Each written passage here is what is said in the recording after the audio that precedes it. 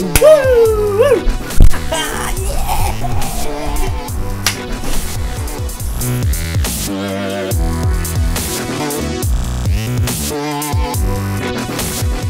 Well guys, we've only gone and bloody done it, haven't we? Jesus!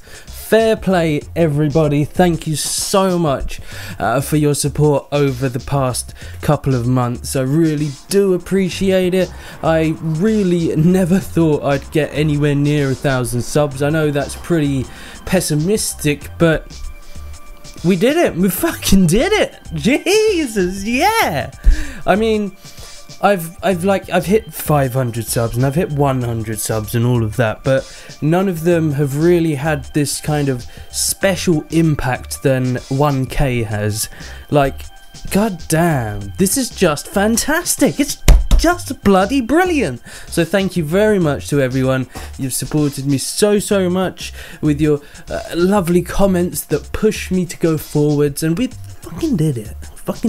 So today is not my 1,000 subscriber special, unfortunately. I'm still going to be working on that. This is going to be a first thing of a new thing though, which is going to be my Phyzik Let's Talk series as opposed to my Phyzik Talk series.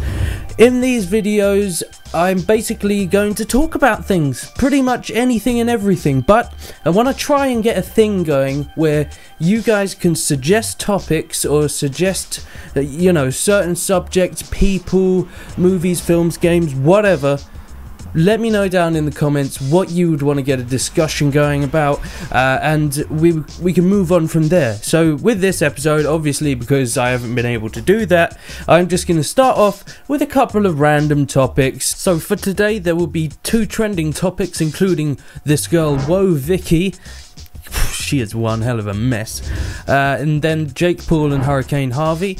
After that, I'm going to be talking about several films I've watched recently. Just want to get my thoughts out on them and see what you guys think of these films if you've seen them. This will include Perks of Being a Wallflower, Star Wars The Force Awakens, and Eternal Sunshine of the Spotless Mind. 3 incredible films, they really are. It'll be interesting to see if you guys have seen them and what your thoughts are on these films. So without further ado, let's dive into this one. So out of the blue, this girl has popped up online and she is just so terrible. It's like if you mixed Danielle Bagale with Boonk. What an awful combination of people, my god. But I thought Danielle Bagale was bad, but this girl is on another level. So Woahhvicky has an incredibly bizarre and unhealthy obsession with being black, to the point where she's looked into her ancestry several times, and you can't really take anything solid out of these ancestry tests. And the fact that you have to do an online test to show people that you're part black is just absurd. You're white. I'm sorry, you're white. You're just white. I could have African heritage. Doesn't mean that I'm black. It just means that that's in my history. But I would understand, you know, if you do clearly have African culture within your family, that you'd want to celebrate that. That's fine. But to have to dig into something to that degree is strange. It is very bizarre, and I know you want to be black for all the wrong reasons. I know that's 100% fact. And if you go to her Instagram feed, it's like, what am I looking at here? It's so many comments about her being black. It's silly. It's really silly. But that's not in any way the worst thing about her. Jesus, she's incredibly smart. That's for certain. Right, to start off this shit show, let's have a look at her Instagram. Come on guys, let's go on a wonderful adventure into Instagram. So this one's great. Beautiful black mum, black don't crack. And she's got the classic like Tom and Jerry mum bow on her head, and the comments are hilarious, they really are. You've got, oh my fucking god, for the last time, you're not black hoe. down here, this comment is great. What the fuck, Vicky? You not black? Your boyfriend has even told you, so chill out. You're being very disrespectful. You're not cute. You're not being funny. You're kind of being racist, so chill out. And I wouldn't so much say she's being racist, but I think she is definitely really generalizing what it means to be black and then portraying herself as that. So she's kind of ignoring actual black culture and just looking to be black because she's a cool gangster on the streets. God damn, I mean, look at her grill. Why has she got an underbite grill? What the fuck is wrong with this girl? And let's have a look. We've got hashtag black girl magic. You're dumb. This is a joke, Vicky. Pretend to be black is just a joke for publicity. Open up your damn eyes. Alright, now this is just racist. Like, what the actual fuck is wrong with you? Yeah, she is a joke. She's an absolute joke. It's incredibly immature. Really, really immature. And I can only guess at what her parents might be like, but my god, I remember when I was younger and I got into MCing and hip-hop, I wanted to be black for some time. Literally, I actually did, but I didn't do ancestry things, I didn't get a grill. Oh my god, what is wrong with this world? Good god. Now let's stroll on down to her YouTube channel for some more comedy gold. Bad hair, baby. Bad bitch. Your titties fake as fuck, bitch. You can't. You wish you could say nigga like me, bitch. You can't. What? Bitch, I'm strapped. I'm from zone 6. Bitch, you ain't with the shits how I'm with the shits. That's why I cussed your bitch ass manager out. You ain't mixed like me, bitch. You white trash. That's why your mama getting sued by a credit card company, and that's why Malik or NBA don't even want your stupid ass. So her mama's getting sued by a credit card company because she's not mixed race? What? What are you... What? What are you... What... Are you speaking English? I can't tell. I'm not sure what any of those words meant.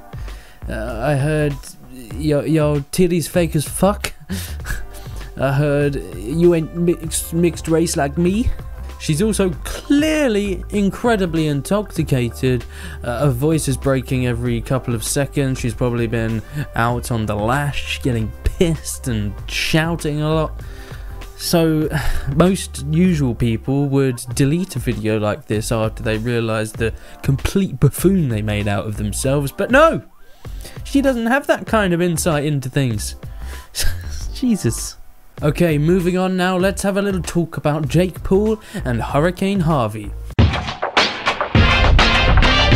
So, this really, really upset me, and the more I looked into it, the more it upset me.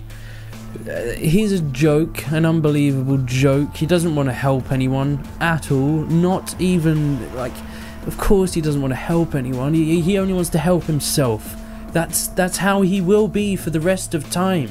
You can't trust the good things he does, because I don't think he ever does them because he wants to actually help people. Like with that girl Kaylee, who was incredibly ill. He used her as a way to make himself look better in a song. How terrible is that? How awful is that? So, this Hurricane Harvey thing, he got a video together. He said, this is going to be the most unbelievable vlog. We're going to go down there. We're going to film the whole thing. I don't think they want to be filmed. I really doubt that. And a big message was also put out telling people not to come down there, not to get in the way, because that's exactly what you'll do. You will just get in the way. And my god, is he stupid. Yeah, let's meet up with hundreds and hundreds of screaming children and go and help out some people. Yeah, because that will work. That definitely won't go wrong in any way. Of course it went wrong straight away. As soon as he got there were huge crowds. Someone was run over by his truck because he kept driving when there were tons of people climbing on his vehicle. He clearly knew they were there but carried on driving. Does he care? No, he just wants to make a good vlog. Does he want to help anyone? No, not at all. So we got these 2 U-Haul trucks, and whilst he was doing all of this, with all the crowds, with all the fans, with all the people getting run over, obviously ambulances, fire engines, police cars were sent out when they are needed so much more in the actual site of this incident, where there are floods, where they actually need this kind of a service. So Jake Paul was completely taking that up, so no one else had this opportunity. Taking cameras down there is a stupid idea. No one wants to be filmed.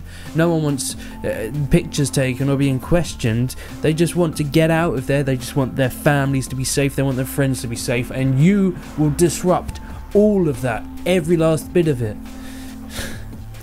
It's horrible. It's really terrible.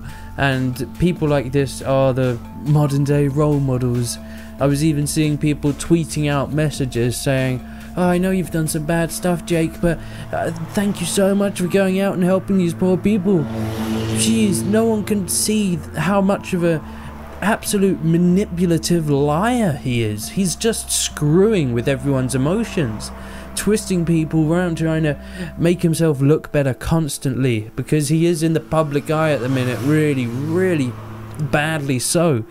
But I'm sick of talking about this twat. He doesn't deserve my time. He doesn't deserve anyone else's time. If it would be much better if he could just be forgotten about. So I'm gonna avoid talking about him unless he really does something horrible, because why? Why waste my breath? Why waste your time? I mean, this was a really big, important thing, and it's kind of the last nail in the coffin for me in terms of talking about him, because he's just disgusting. He's a disgusting, evil scumbag. An absolute scumbag. What he did to Alyssa Violet, good God, was he terrible. Abusive, violent, aggressive. He cares for no one. He's an arrogant narcissist. An absolute joke. So, R.I.P. Jake Paul on the Phyzik channel. God damn. So, let's now move on. I didn't want to talk about that for ages. I just wanted to give it my 2 cents. I know I talked about it yesterday, but there were specific things that I kind of discovered after rewatching my video, looking into it a bit more. So I just wanted to give my 2 cents on the matter and kind of put it all to rest. So, moving on now, let's have a talk about some films. Some fantastic films. One I didn't find too fantastic at first, but it grew on me very quickly. So, let's begin by talking about perks of being a wallflower. See, I'm really not that into kind of teen drama or rom-coms or romance or that kind of thing, but this film really did stand out from the rest. I mean, it focuses heavily on themes of anxiety, on themes of trauma, on how things will affect you for the rest of your life, and what you can do about it, how you can be a better person. So, Perks of Being a Wallflower had 2 really interesting subplots. The first was about this character called Patrick and his struggles with being homosexual and having to deal with trying to hide his relationships, about this character called Brad that he was in a relationship with, who didn't want to tell anyone because he was one of the cool kids. I thought that was really interesting and something I could relate to a lot. As well as that, we had this subplot of the main character Charlie, who was dealing with a lot of childhood trauma, a lot of dark things, dark secrets that were weighing on him for the rest of his life, and that had a really big impact on me. Towards the end of the film, my emotions were running high. Like, seriously, this film had me feeling very strongly about certain things, and that's fantastic. When a film's able to do that, I think they've done a damn good job. So, fantastic film. I'm not going to go into too much detail about these subplots or about the main plot, because it's got a fair few twists and turns, and it'd be better if you wanted to watch it for you to see it for yourself. So, let's move on now and talk about Eternal Sunshine of the Spotless Mind. This is an absolute modern day masterpiece. This is one of the best films I've ever seen. Absolutely, hands down, amazing. I watched this because the night previous to that I watched Perks of Being a Wallflower, so I wanted to find another film that had a really strong emotional impact like Perks of Being a Wallflower. However, with Eternal Sunshine of the Spotless Mind, I found myself in tears. I found myself feeling absolutely crushed and terrible, fantastic and wonderment, so many different feelings. The film is just spectacular. I can't really go into much of the plot at all. It is about a character that struggles a lot with anxiety, who has always been a bit of an introvert, a bit of an outcast, and he finds romance at last, but it develops from there, and there's twists and there's turns, there's good moments, bad moments, but it's fascinating. It is fascinating and so well filmed. It has some very trippy sequences, some really surreal moments that are just done perfectly, and every last bit of that film had such a strong impact on me. The soundtrack was absolutely spectacular. The Perks of Being a Wallflower soundtrack was also absolutely spectacular. A lot of great 90s music. But yeah, Eternal Sunshine of the Spotless Mind. I recommend it. Seriously, it is an absolute masterpiece. It really is. And I've got quite high standards when it comes to films. So, let's move on to the film that I didn't like at first, which is Star Wars The Force Awakens. So, I don't think it's any secret that I'm a huge Star Wars fan. As long as we're not talking about those prequels, I could talk for hours on those terrible pile of crap movies. But anyway, the original films were completely incredible. Such amazing work from such a small director and a small amount of money. I thought it was really mind-blowing, and I saw this new film, and at first I think because I was just so annoyed with the prequels, I didn't have high expectations for it, and when I found that the storyline was so ridiculously similar to every other Star Wars storyline, it's just a big Death Star, and you have to get the plans, and you have to destroy it in a certain way, like all the other fucking Death Stars. So that upset me at first, and I left not feeling great about it, but I've gone back and rewatched it with a different mindset, and it's brilliant. It's actually brilliant. It is a really good film. It's nothing incredible, but I thought it was pretty damn good. I think they've moved away from CGI and they've moved to using like real props, and I think that's a very good idea. That's why the original Star Wars was so fantastic and looked so great. I mean, the fact that they used models for most of the special effects in the old films, that was wonderful to me. That was inspiring, and I'm glad that they moved back into that direction with The Force Awakens. I was also a bit annoyed about Kylo Ren at first. I thought he was a bit like petty and immature, because I always found the Sith to be this dark, foreboding force. But after rewatching it, I think Kylo Ren's a great character because he actually does have character. There is a bit of real emotion in there. There's a real human deep down under those layers. And when it comes to the lightsaber, I think that's a sacred thing, a very special thing that should only be used very sparingly if you are a Jedi or if you are Sith. Because in the original films, when you had Luke Skywalker that found Yoda always talked about how using the Force is the way to go about things, how you should use your lightsaber sparingly and try going for other methods first. And I don't believe that Yoda would ever touch a lightsaber, which is why when he brought one out in the prequels, I was like, no, stop it. Stop ruining these wonderful things. Christ. So with the Force Awakens, lightsabers are used absolutely lightsabers are used very sparingly. And another thing about the prequels was the lightsaber battles were so boring. They were just perfectly choreographed fights, like with Obi-Wan and Qui-Gon Jinn up against Darth Maul. When Qui-Gon Jinn gets killed and Obi-Wan's waiting to go in there, you think he's going to be angry, you think there's going to be rage.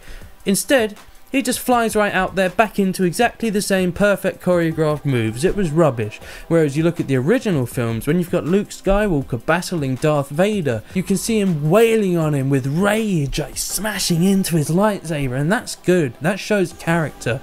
Lightsaber battles should be about the character of the people that are fighting, not the actual fight itself. So with Kylo Ren going up against Rey, that was fantastic. Rey was showing real emotion, she was going at him, rage was flowing through her, and I think that's very important when it comes to these lightsaber battles. Anyway, that is about all I have to talk about.